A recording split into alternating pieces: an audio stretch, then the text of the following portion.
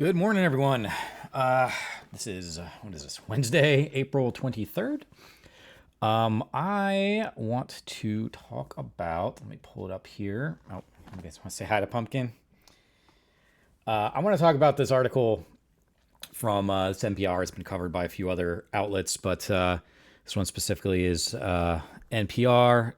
Tom Bowman and Quill Lawrence. White House is looking to replace Pete Hegseth as defense secretary.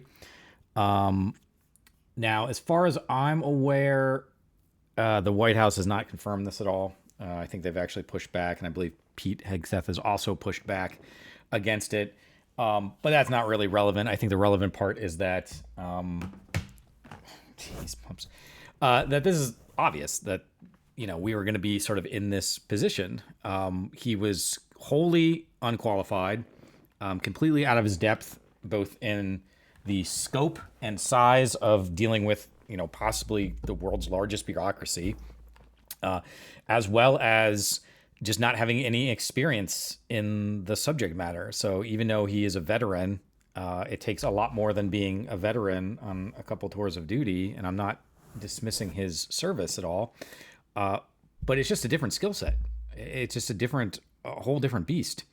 And so I think this is just another indication of the incompetency of this administration and how they are not in control like they like to pretend they are. All right, Pom, I'm gonna have to put you on the floor if this is gonna keep going on. I'm sorry.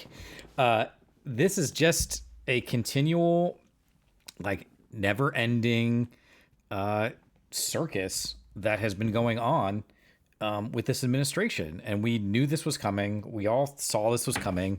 The people he's bringing into his cabinet positions, the people he's bringing into leadership, are just not the best of the best. This is not the cream of the crop here, okay?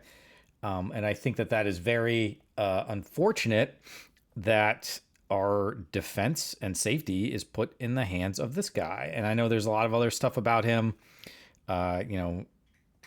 We don't need to get into it. You can read all the other stuff around him if you want to. But I don't think we even need to go that deep into just realizing that this was a complete disaster from the beginning. He is just not. He is not a competent actor. He is not a serious person. And you can see that in his responses. The Trump administration just has a tendency to find people that are sycophants for him and then never admit fault when anything goes on. Part of this article is also about how there's apparently a second signal. Like, the first signal chat should have been enough to can this guy, right? Like, this is the largest, at least as far as I'm aware, military data breach for an active sort of military operation in U.S. history. And now we have a second one. And if there's more than, if there's one, there's more. If there's two, there's definitely more. So this whole thing is just outrageous.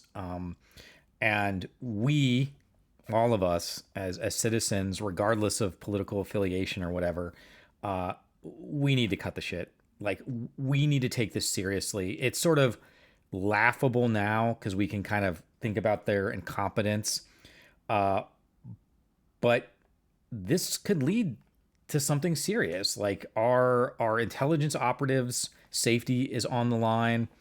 The trust of our allies is pretty much completely gone at this point. So, are they going to stop sharing intelligence with us because they can't trust that it's going to be kept under wraps? The whole thing is just ludicrous, and it is a shame that we are in this position. And so this is just yet another thing that I find unacceptable, that I am going to fight tooth and nail over, because this country deserves better. We deserve better. And I don't think that we should tolerate this. Just kind of gross incompetence, this carelessness that is going to result in people getting killed. That is just the end of it. Like, people are going to get hurt from this. And if we don't stop it now, I mean, the predictions are almost unlimited of what could potentially happen in this situation. So just wanted to throw this out there as yet just another thing, if any of you weren't aware of it.